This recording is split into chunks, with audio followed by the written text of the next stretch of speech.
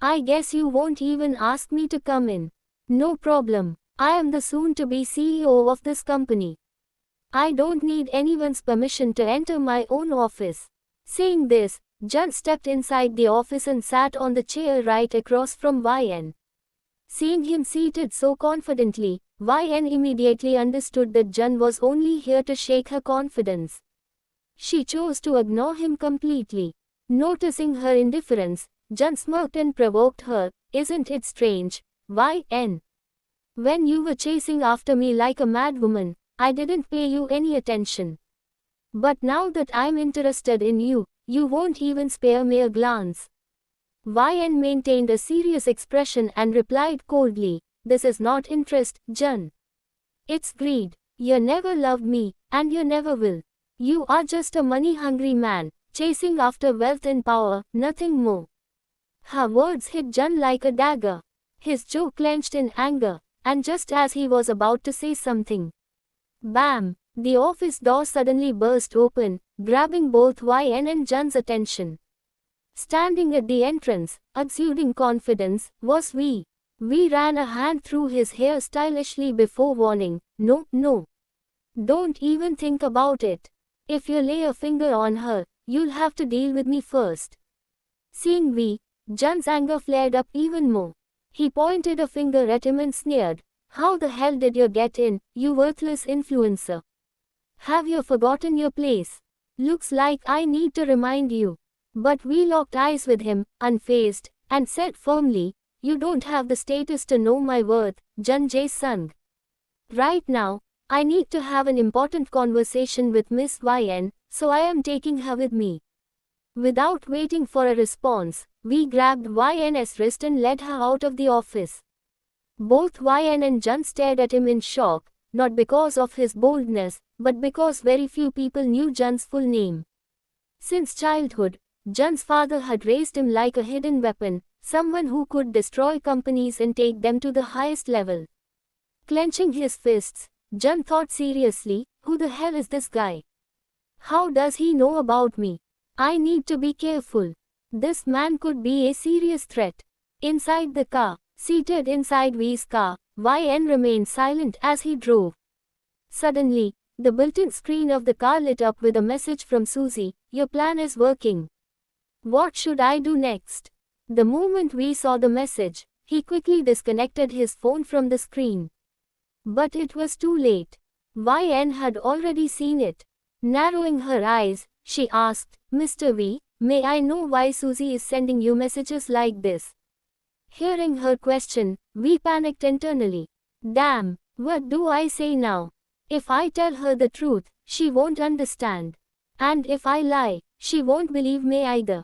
Trying to divert the topic, he quickly responded, Forget about that. What was Jun saying to you back there? But YN wasn't buying it. I asked my question first. So, you answer me first. What is Susie talking about? And where exactly are we going? I left an important task for this. She looked at the road ahead, waiting for an answer. We gulped, realizing he had messed up. Oh no, in my rush, I brought her along without a solid reason. What do I tell her now?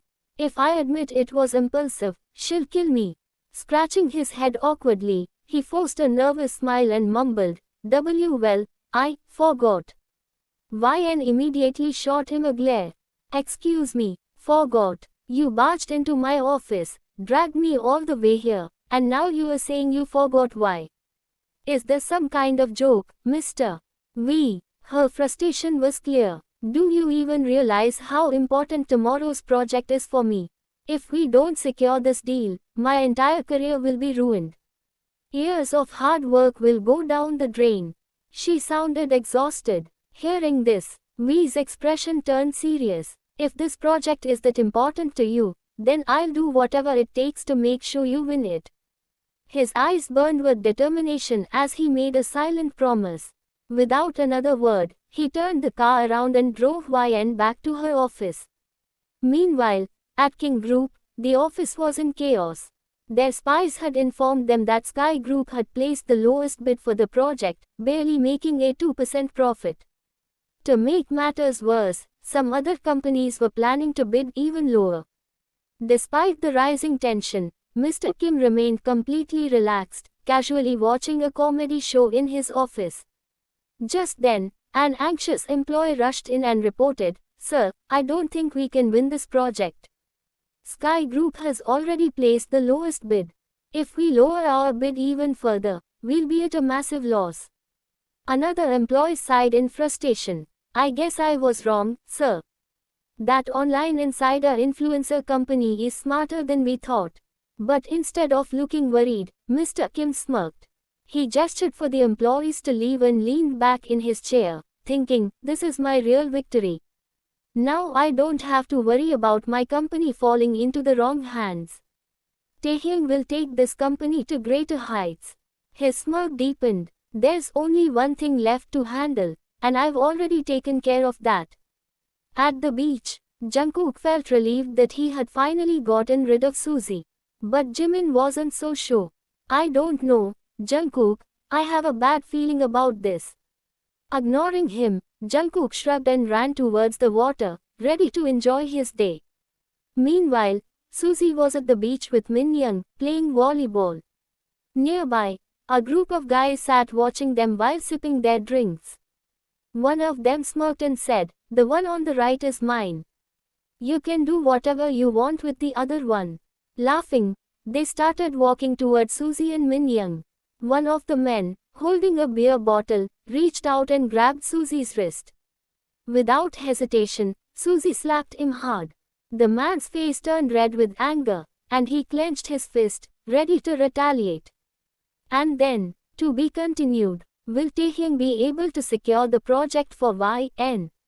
What secret plan does Mr. Kim have for Taehyung's marriage? Will Suzy be able to escape from those men? Stay tuned for the next episode of Love is a Deal.